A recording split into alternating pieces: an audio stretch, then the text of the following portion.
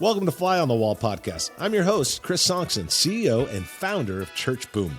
Here you get to sit in on a live coaching session as I coach pastors through the ministry challenges we all face. If you find this podcast helpful, please make sure to like, subscribe, and share. I've got a great friend on here today, my buddy from Arizona, Josh. He's got an incredible church out there. And we're talking about creating and sustaining momentum. How do you create momentum in the church? But then how do you sustain it once it gets going? And that's a challenge. It's not just creating it, but sustaining it. And we're talking about that in a real practical way.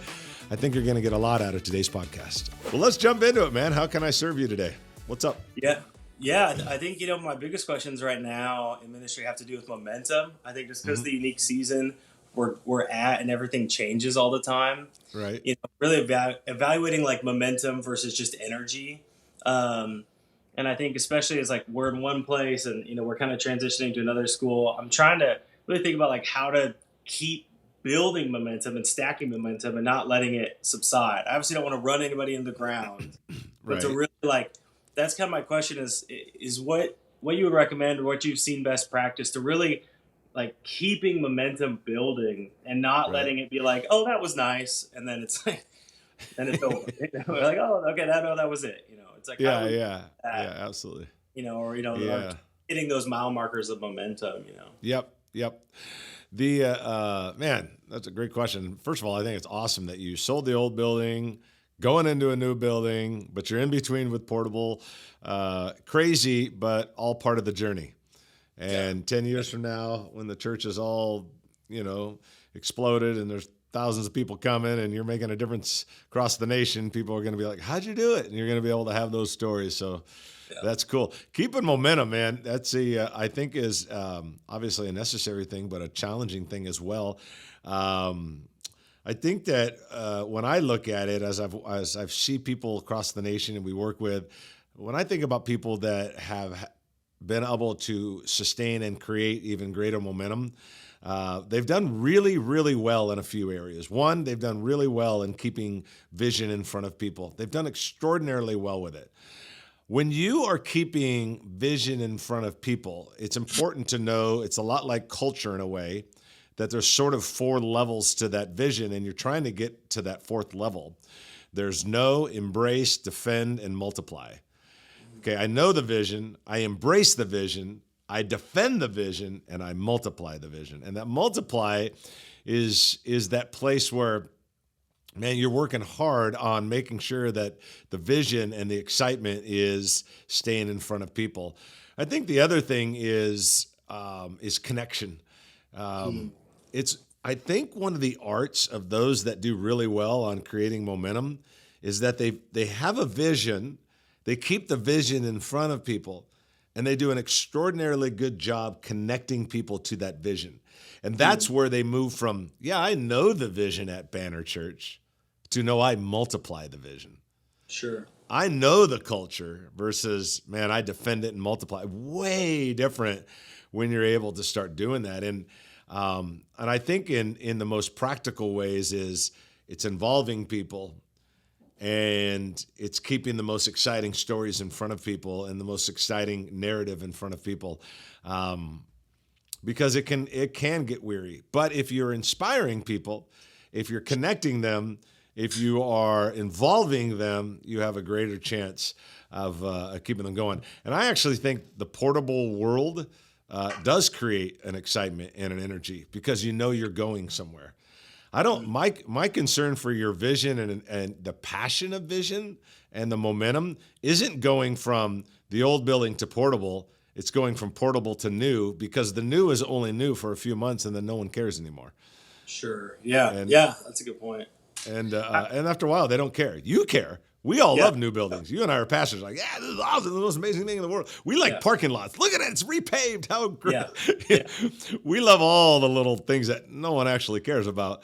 But working on the vision, working on connecting people, keeping that in front of them, keeping the story in front of them, keeping the excitement in front of them.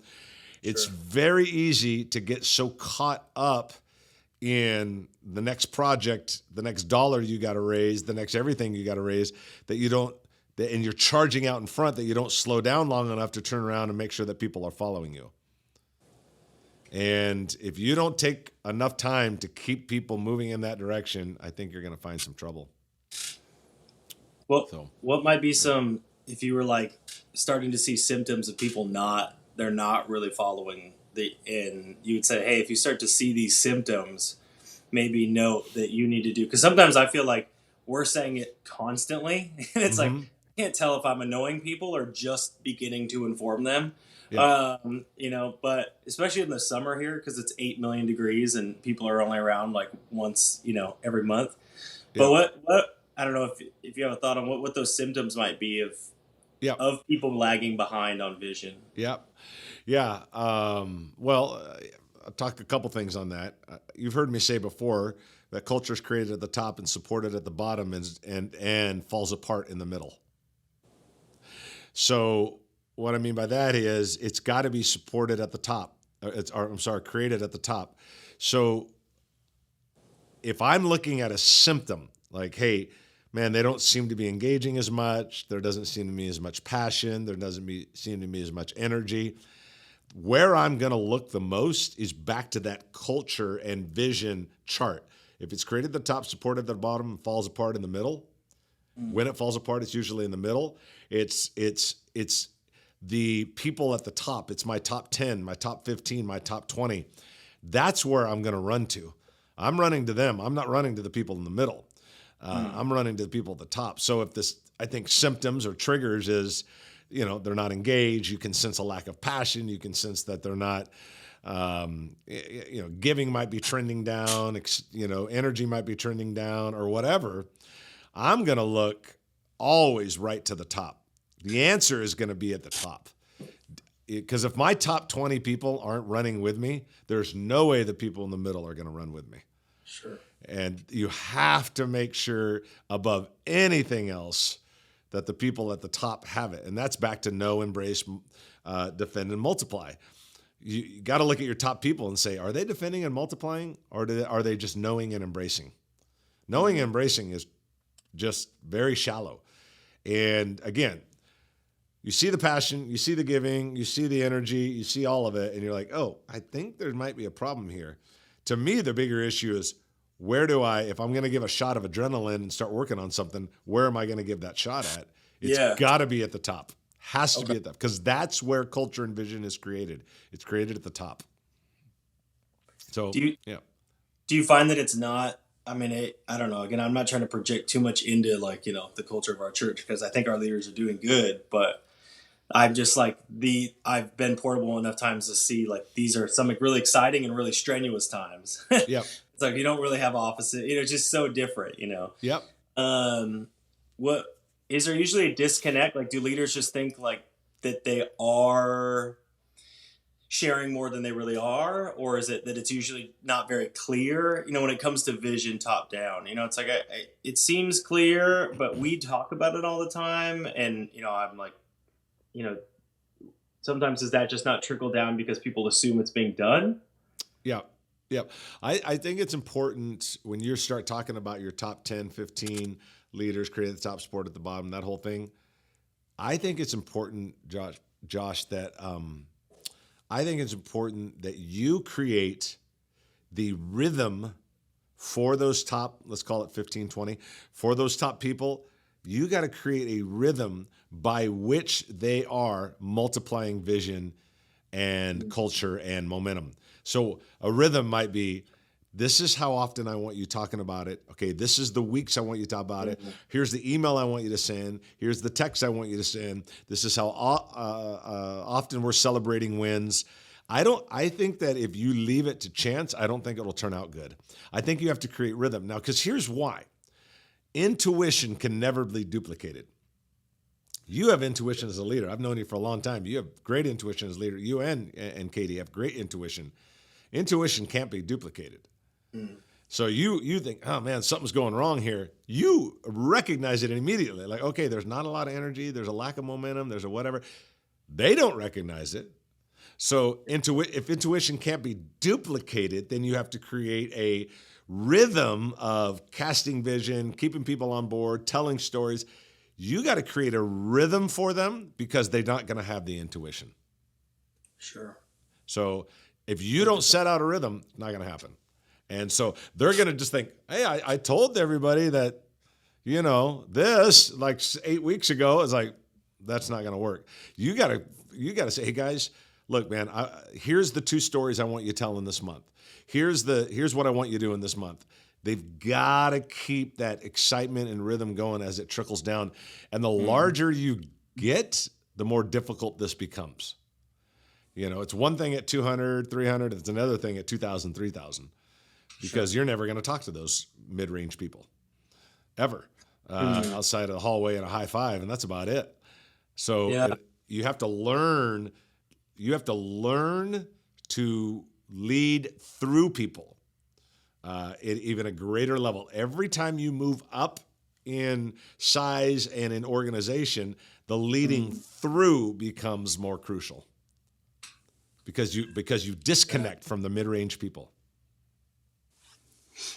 Yeah, that makes sense. Yeah. Yeah, that's really helpful because I think, as I think about talking about vision and dreaming, and we're in this season of reevaluating and growing, but also, when maybe reevaluating isn't the right idea or isn't the right concept, but we're renewing, that sense of vision and really refining it. And so in refining, it's like, I don't want to give vision fatigue, but I also want to engage the team into that.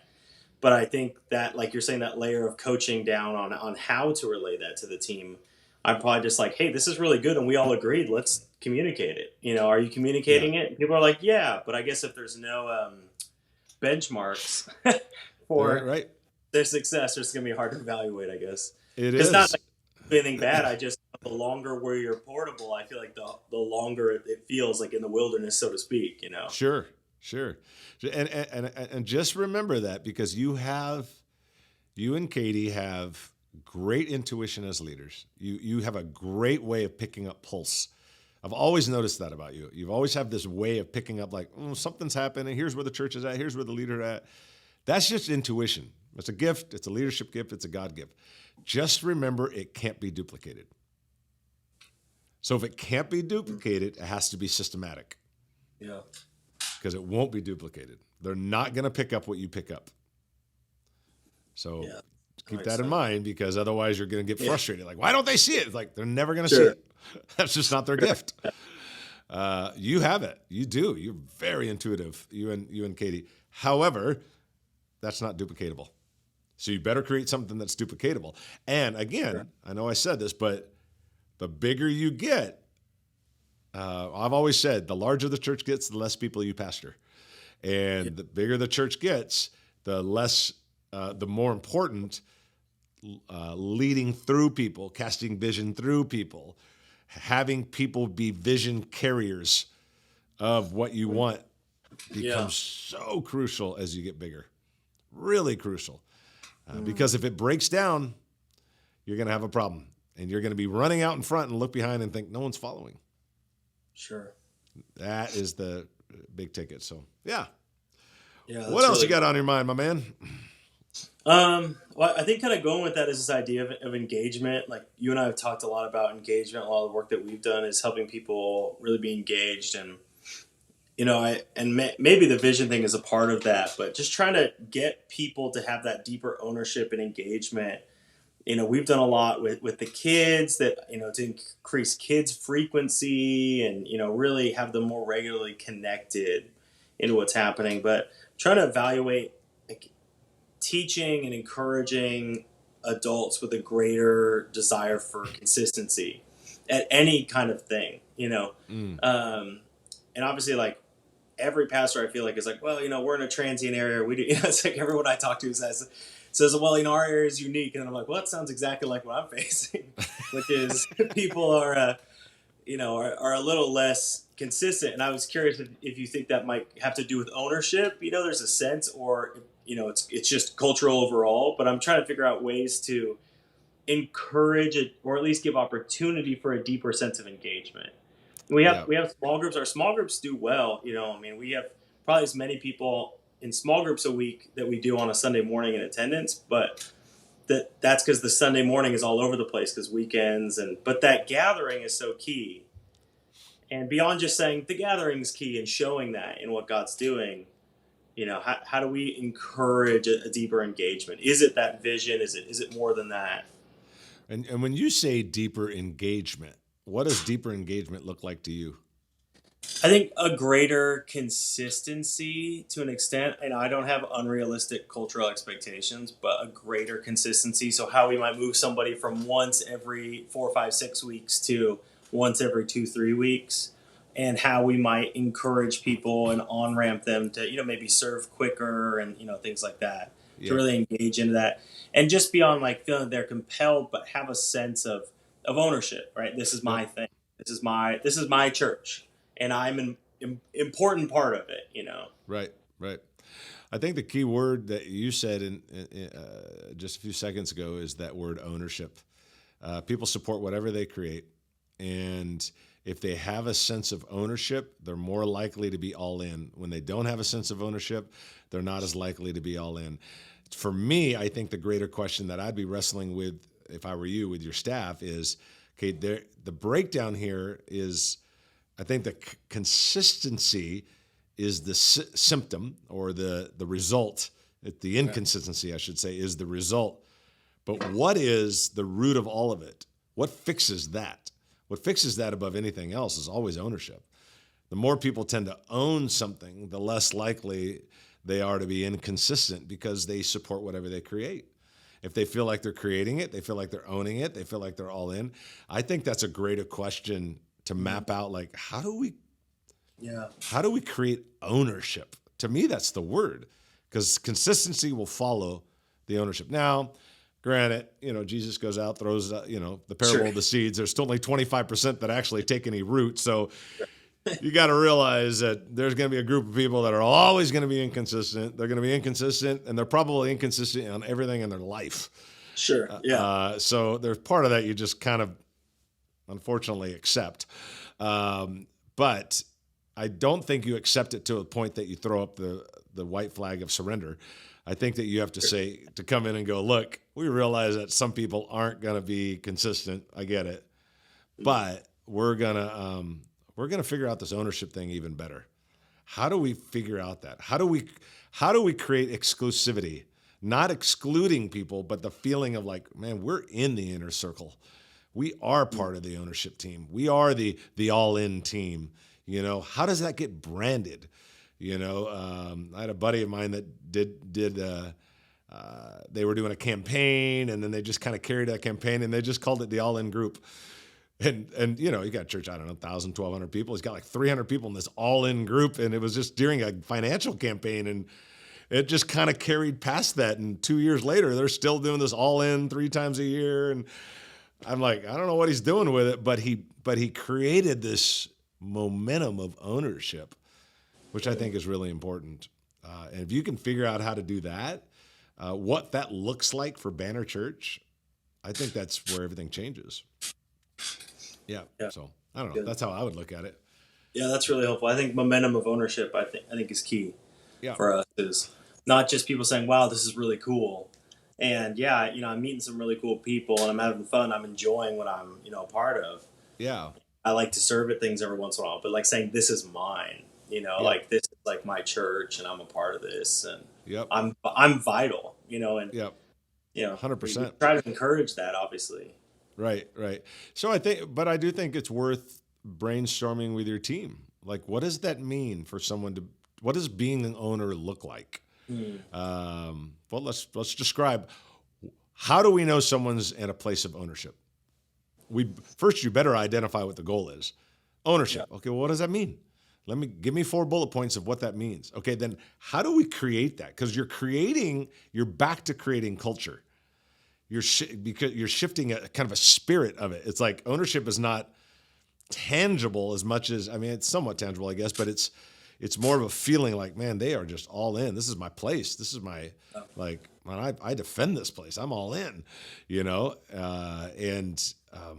man, if the team can figure out what does ownership look like and how do we achieve it, it's like I was telling my buddy, I think he bumped into it. It wasn't planned. he just kind of bumped into this all in thing, and the all in phrase became like this thing that everybody liked. And like, are you part of the all in, you know? And like, it was weird, you know, it was almost a FOMO, the fear of missing out, where it's like, man, we're part of that group. So I think trying to figure out that ownership, because man, if you get the ownership, man, you get people inviting, you get people giving it. I mean, it's next level when you get people owning. Yeah. They'll defend it, you know, and it's amazing what people will do when they feel like they're part of a club. Quick example: I just got back from Nicaragua. I took a bunch of New Mexico pastors there on behalf of Convoy of Hope, you know, blah blah blah. And there's like 10 of us, so we're all on this text thread that we created with each other as it got approached. One guy out of the 10 doesn't have an iPhone. Oh, so man. It won't work for him. And he got abused all the way through the trip in Nicaragua. Yeah. We're like, man, get with the times, dude. What's your problem? You got to get the right phone. And I'm like, here we are defending, standing for, all in on iPhone. And I'm like, we don't get a dime for this. And they've managed to create this culture of like, you're out if you don't. It's like pulling up. Me and you have Harleys. We pull up to a guy that's driving a Honda and we're just looking at him like, yeah, buddy. Yeah. You know, it's just, there's that sense. How Harley has created it. Yeah. Sure. Yeah. Apple has created it. Apple, I mean, it's like you're in or you're not part of us. Harley, you're in or you're not part of us. How do we do that with Banner Church? Yeah, in a positive. They achieved it. Yeah. So anyway, just a thought really there. Yeah. Anything else today? Any other way I can help you, man? No, that's great. That gives me a lot. I mean, that's a lot right there. It's a walk through. Awesome. Good. It's part of our like refining process. I think it's awesome. Yeah, absolutely. Well, man, anything I can do to help, you know, I'm always here for you. And man, thanks for hanging out on the podcast today, man. I really do appreciate it. Thank you, brother. All right, thanks, man.